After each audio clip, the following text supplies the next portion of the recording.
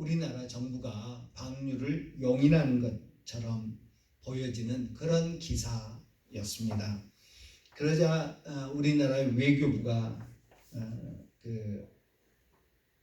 직접 담화를 발표했는데요. 오염수 방류를 전제로 하지 않습니다. 기본적으로 우리 국민의 건강과 안전을 최우선으로 하면서 일본과 그리고 국제사회와 소통하려는 노력, 이 부분을 계속해 나가겠다는 말씀을 드렸습니다. 라고 발표를 했습니다. 일본 지지통신은 한국 정부가 방류하는 것을 이렇게 동의하는 듯한 그런 보도를 했고, 우리 정부는 아니다,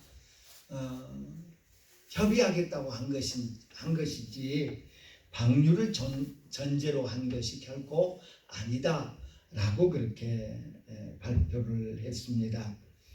누구 말이 맞는지 더 지켜볼 일이지요. 일본 정부나 일본 통신사들, 언론들은 목적을 가지고 어떻게든 한국 정부가, 한국이 방류에 동의를 해서 오염수 문제를 해결해 보려고 하는, 값싸게 해결해 보려고 하는 그런 목적, 그런 의도를 가지고 이런 말도 하고 저런 말도 하고 하는 경우를 봅니다. 우리가 책을 읽을 때, 신문을 볼 때 활자만 읽는 것이 아니라 그 활자 뒤에 담겨 있는 저자의 그 의도, 저자의 생각, 혹은 활자 뒤에 담겨 있는 기자가 말하고 싶어 했지만 직설적으로 말하지 못하는 그런 기자의 마음, 기자의 뜻을 읽을 수 있어야 합니다. 사람들이 때로는 이렇게 내 의도를 직접 표현하지 못하고 우리의 그 말 뒤에다가 감추어서 사실은 내가 이런 마음인데 이렇게 말할 수밖에 없다는 것을 표현하기도 합니다. 우리 하나님은 신이십니다. 우리 하나님은 보이지 않으신 분이십니다. 우리 하나님의 음성은 직접 듣기 어려운 그런 분이십니다. 보이지 않는 하나님께서 보이는 우리 인간에게, 영이신 하나님께서 육인 우리 인간에게 말씀해 주신 것이 하나님의 말씀, 성경책입니다. 따라서 우리는 세상에 어떤 사람이 글을 썼을 때보다, 세상에 어떤 사람이 기사를 썼을 때보다 하나님의 말씀, 성경 말씀을 읽을 때 훨씬 더 주의해서 이 글씨 뒤에 담겨 있는 하나님의 의도, 하나님의 뜻, 하나님의 계획, 이런 것들을 발견하기를 힘써야 할 것입니다. 하나님은 모세를 통해서, 선지자들을 통해서 시대마다 끊임없이 말씀해 주셨습니다. 다윗을 통해서도 당신의 계획을, 당신의 뜻을, 당신의 생각을 알려주셨습니다.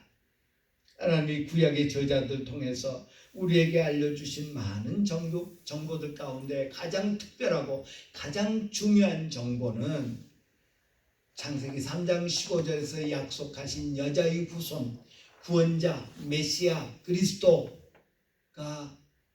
오실 것이다 라는 것이었습니다. 하나님께서 그리스도를, 구세주를 보내시겠다라고 말씀하시면서 아주 다양한 방법으로 깨달을 수 있도록, 알아차릴 수 있도록 하나님께서는 말씀해 주셨습니다. 장차 오실 메시아는 어떤 분이실까? 장차 메시아가 오시면 무슨 일을 하실까? 장차 오실 메시아의 특징은 뭘까? 성격은 뭘까? 등을 하나님께서는 알려주시는데, 시편에서도 많은 구절이 예수님에 대해서, 메시아, 그리스도 예수님에 대해서 말씀해주고 있는 것을 봅니다. 이 시편 118편은 저자가 분명하게 언급되어 있지는 않습니다. 많은 성경 주석가들이 이 시편 118편도 다윗이 지은 것 같다라고 그렇게 주석을 하기도 합니다. 반면에 어떤 사람들은 다윗이 지었다는 어떤 증거도 없기 때문에 그렇게 속단할 수는 없다라고 말을 합니다. 시편 118편을 통해서 시편 기자는 모든 사람들, 모든 피조물들에게 하나님의 선하심을 찬양하자라고 초청합니다. 또한 약속된 메시아에 대한 믿음을 말씀하고 있는 것을 봅니다. 이 시편 118편의 후반부는 특별히 오실 메시아, 오실 구세주에 대한 애언을 증언하고 있는 것이 분명합니다. 예수님께서도 이 시편 118편의 구절을 인용하셔서 자기를 말씀하셨던 것을 우리는 마태복음 혹은 마가복음에서 읽을 수 있습니다. 어떤 주석가들은 말합니다. 다윗이 언약궤를 다윗성으로 가져오면서 불렀던 노래가 이 노래였을 것이다 라고 말합니다. 그 내용상 하나님께서 나를 보호해 주셨다, 대적들의 손에서 지금까지 지켜주셨다 노래하는 것을 볼 때 그렇다라고 말을 합니다. 또 어떤 주석가들은 이 노래는 초막절에 불렀던 노래다라고 그렇게 말하기도 합니다. 오늘 본문 시편 118편은 세 부분으로 나눌 수 있는데요.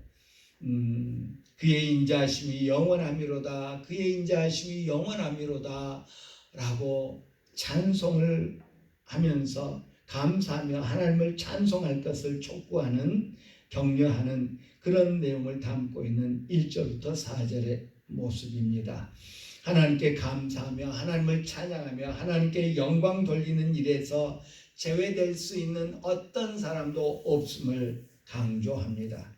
이스라엘아 찬송해라, 아론의 집아 찬송해라, 여호와를 경외하는 모두가 하나님께 감사하며 하나님을 찬송하며 영광 돌릴 것을 말씀하고 있습니다.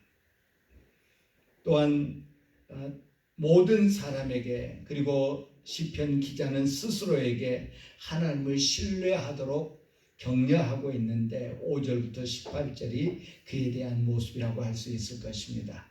하나님을 신뢰하여야 할 근거로 시편 기자는 하나님이 내게 이렇게 행하셨다, 하나님이 지금까지 나를 이렇게 보호하셨다, 나를 도우셨다, 자신의 경험을 바탕으로 해서 자신이 체험한 하나님의 능력과 긍휼을 바탕으로 해서 끝까지 우리 하나님 의지하자, 끝까지 우리 하나님 신뢰하자라고 권면하고 있는 것을 봅니다.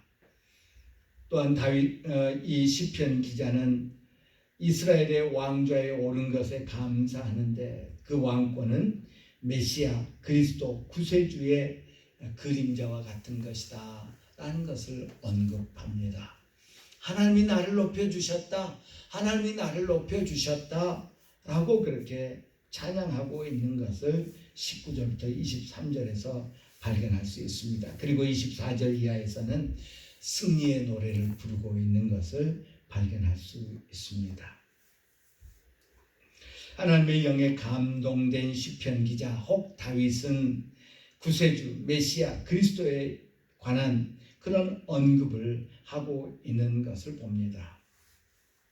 마가복음 12장에 보면 예수님께서 말씀하십니다. 너희가 성경의 건축자들이 버린 돌이 모퉁이의 머릿돌이 되었나니 이것은 주로 말미암아 된 것이요 우리 눈엔 놀랍도다 함을 읽어보지 못하였느냐 라고 말씀하십니다. 스스로에 대해서 메시아로 오신 자신을 받아들이지 않고 배척하는 바리새인들을 향해서 그들을 책망하면서 오늘 시편 118편의 말씀을 인용하고 있는 것을 봅니다. 베드로 사도 역시 성령이 충만하여서 예루살렘 사람들에게 설교하면서 이 예수는, 너희들이 죽인 이 예수는 너희 건축자들의 버린 돌로서 집 모퉁이의 머릿돌이 되었느니라 라고 사도행전 4장에서 설교하고 있는 모습을 봅니다. 시편 118편은 이스라엘의 축제 혹은 절기 때의 절기 예배와 관련이 있는 그런 시편이라고 합니다. 이 시편은 유월절 기간에 부른 노래입니다. 유대인들은 더 이상 하나님의 말씀이 이렇게 세상에 알려지지 않자 그 침묵기 기간 동안에 하나님의 말씀을 연구하기 시작했습니다. 특별히 그 유대 전통, 유대 랍비들의 가르침, 유대인들은 이렇게 살아야 된다라는 그런 규정들을 이렇게 집대성했는데, 그것을 우리가 오늘날에도 유대인들이 읽고 또 유대인들이 아닌 사람들도 많이 읽는데, 많은 교훈이 담겨 있기 때문에 많이 읽는데 소위 탈무드라고 하지요. 그 탈무드에 의하면 유대인들이 유월절 식사, 유월절 만찬을 할 때에는 4번에 걸쳐서 포도주를 마셨다고 그럽니다. 첫 번째 잔, 두 번째 잔, 세 번째 잔, 네 번째 잔, 네 번째, 이렇게 4번에 걸쳐서 마시는데, 그 유월절 만찬을 하는 도중에 두 번째 잔을 마신 다음에 시편 114편 할렐루야로 끝나는 소위 유대인들이 말하는 할렐 찬양을 노래로 불렀고요. 그리고 4번째 잔이자 마지막 잔, 그 4번째 잔을 마신 후에는 시편 115편, 116편, 117편 그리고 118편을 불렀다고 합니다. 그 전통에 따른다면 예수님이 제자들과 마지막 유월절 식사를 하실 때에 모든 그 순서를 마친 다음에 다른 시편과 함께 이 시편 118편을 마지막으로 불렀을 가능성이 높습니다. 그것을 증명해 주는 것이 마태복음 26장 혹은 마가복음 16장에 기록되어 있습니다. 예수님께서 유월절 식사를 제자들과 함께 마친 다음에 이에 그들이 찬미하고 감람산으로 나아가니라. 마태복음, 마가복음에서 똑같이 그렇게 기록하고 있는 것을 봅니다. 이에 그들이 찬미하고, 무슨 찬미를 했을까? 무슨 노래를 불렀을까? 당시 오늘날의 찬송가 유대인들은 인정하지도 않지요. 예수님을 메시아로 받아들이지 않기 때문에 보통 유대인들은 당시에 이런 형식의 찬송가가 없었습니다. 소위 그 카톨릭에서 하는 그레고리안 찬가도 없었을 때입니다. 여러분 유튜브에 들어가셔서 히브리어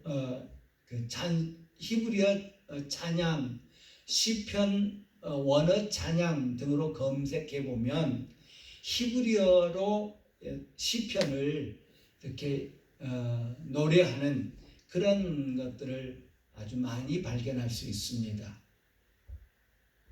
노래라기보다는 이렇게 시편을 읽는데 곡조를 붙여서 읽는 그런 모습이라고 할 수 있습니다. 유월절 만찬 후에 예수님과 제자들이 찬미하며 감람산으로 나아가니라 라고 했는데, 그 찬미는 아마도 그 탈무드에 언급된 것처럼 4번째 포도주 잔을 마시고 유월절 식사를 마치면서 불렀던 시편 114편, 115편, 116편, 117편, 118편을 부르면서 감람산으로 갔다라는 의미일 것입니다. 예수님이 유월절 식사를 하시는 동안에 시편 113편, 114편 그리고 115편부터 118편을 노래했다고 생각할 때, 그때 예수님의 마음을 우리가 헤아려 볼 수 있습니다. 예수님은 유월절 식사를 하실 때 지금 무슨 일이 벌어지게 될 것인가를 잘 알고 계셨습니다. 그 당시에는 열둘 중에 하나인 가룟인이라 부르는 유다에게 사탄이 들어갔다라고 누가복음 22장에서 말씀합니다. 예수님은 유월절 식사를 하시면서 너희 중에 한 사람이 나를 팔 것이다 라고 말씀해 주셨습니다. 유다는 사탄에 의해서 조정받게 된 유다는 무리가 없을 때에 예수를 넘겨줄 기회를 찾고 있었다고 그렇게 말하고 있습니다. 이 사실을 알고 있었던 예수님은 만찬장에서 유다에게 말합니다. 내가 하는 일을 속히 해라 라고 말합니다. 그러자 이는 내 살이니 받아서 먹으라 이것은 내 몸이다 라고 건네주는 그 빵 조각을 쥐고 만찬장을 떠나서 대제사장들에게 가는 가룟 유다의 모습을 성경은 기록하고 있습니다. 이 모든 사실을 다 아셨을 주님이 시편 118편을 읊조립니다. 노래합니다. 불과 몇 시간 후에 자신에게 닥칠 고난을 생각하면서 5절에 보면 내가 고통 중에 여호와께 부르짖었더니 여호와께서 응답하시고 라고 고백하셨습니다.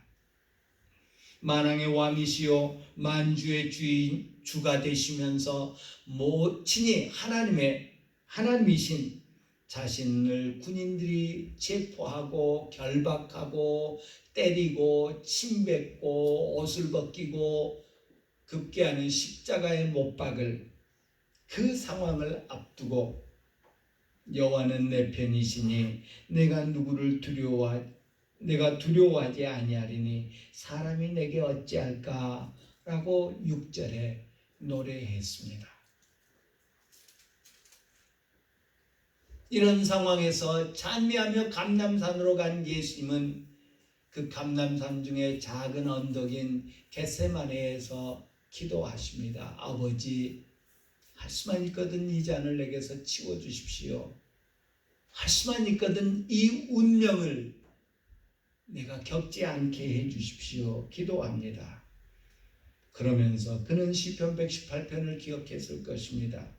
내가 고통 중에 여호와께 부르짖었더니 여호와께서 응답하셨다. 여호와는 내 편이시니 내가 두려워하지 아니하리니 사람이 내게 어찌하랴 라고 하는 시편 말씀을 기억하시면서 기도하셨을 예수님을 상상해 봅니다. 왜? 무엇을 위해서? 본문에서 시편 기자는 자신이 고통 중에 있었음을 5절에서 언급합니다. 또 어떤 때에는 두려움에 사로잡혀 있었다고 말합니다. 6절에서. 그를 미워하는 자들이 있었다고 7절은 언급합니다. 여러 나라가 그를 에워쌌었다고 10절은 말합니다. 누군가가 그를 밀쳐 넘어뜨리려고 했다고 13절은 언급합니다. 이런 모습이 다윗과 비슷하기 때문에 이 시편도 다윗의 시편이 아니겠느냐라고 이렇게 주석가들이 주석을 합니다. 하지만 다른 다윗의 시편과 달리 다윗의 시라는 그런 분명한 언급이 없기는 합니다. 이 시편 기자가 언급한 원수들, 대적들은 누구일까요? 그냥 추상적인 막연한 그런 대적일까요? 오늘 시편 118편 전체를 여러분 읽어보시기를 원하는데 그 원수의 의미는 단순히 상상의 어떤 원수, 영적인 그런 원수를 의미하는 것보다는 실제적인 원수를 의미하는 것으로 여겨집니다.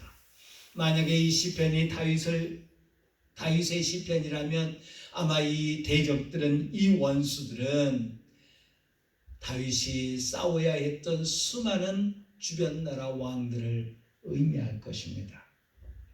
만약에 이 시편이 유다 역사의 후기에 쓰여진 것이라고 한다면 유다를 괴롭혔던 아수르, 바벨론 혹은 애굽 등 주변 나라의 군인들, 또 또 왕들이었을 것입니다. 이런 실제적인 상황에서 시편 기자는 하나님의 구원을 경험했습니다. 주께서 내게 응답하시고 나의 구원이 되셨으니 내가 주께 감사하리이다. 21절에 고백합니다. 이날이 우리에게 즐거워하고 기뻐하리 이날에 우리가 즐거워하고 기뻐하리로다. 24절에서 말씀하십니다. 하나님이 구원해 주셨다. 그래서 우리는 기쁘다. 그날이 구원의 날이요 그날이 해방의 날이기 때문에 그 은혜로 인해서 나는 기뻐한다 라고 말합니다. 단순히 구원해 주셨을 뿐만 아니라 건축자의 버린 돌 같은 그런 사람을 모퉁이의 머릿돌이 되게 만들어 주셨다, 높여 주셨다 라고 말씀하고 있는 것을 봅니다. 예수님은 마지막 예루살렘을 방문할 때 나귀를 타고 성으로 들어가셨습니다. 그때 제자들과 그를 따르는 많은 무리들이 찬양하면서 예수님을 환영합니다.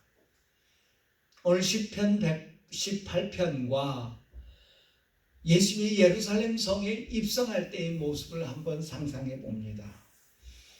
하나님께서 이 시편 기자를 구원해 주셨습니다. 시편 기자로 하여금 승리자가 되게 하셨습니다. 모든 원수들, 그를 둘러싼 모든 원수들을 이기게 하셨습니다. 그래서 승리자가 되게 하셨습니다. 그 승리를 맛보았던 시편 기자는 고백합니다. 내게 의의 문들을 열지어다. 내가 그리로 들어가서 여호와께 감사하리로다. 이는 여호와의 문이라 의인들이 그리로 들어가리로다 라고 고백합니다. 이 19절 20절의 고백은 어떤 모습입니까? 마치 로마의 군인들이 전쟁에서 이기고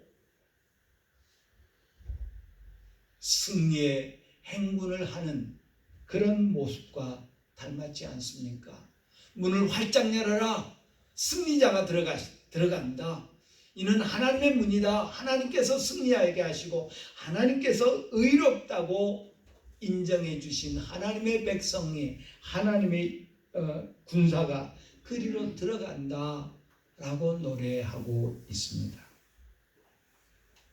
하나님은 시편 기자를 다윗을 단순히 원수들의 손에서 보호하시고 구출해 주시는 것으로 그치지 아니하시고 높이셔서 승리자가 되게 해 주셨습니다.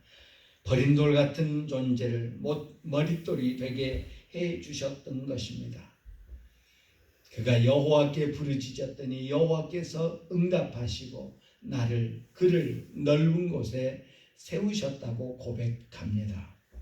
여호와는 그를 여호와의 문으로 들어가게 하셨습니다. 그리고 사람들은 여호와의 이름으로 오는 자가 복이 있으며 우리가 여호와의 집에서 너를 축복하였도다 라고 환영하며 노래하며 환영하는 그런 모습을 묘사하고 있습니다. 하나님의 구원을 경험한 저자는 하나님의 구원을 노래하며 축하합니다. 25절에 보면 이제 구원하소서 라고 이야기합니다. 구원하소서라는 말의 히브리어는 호시아입니다.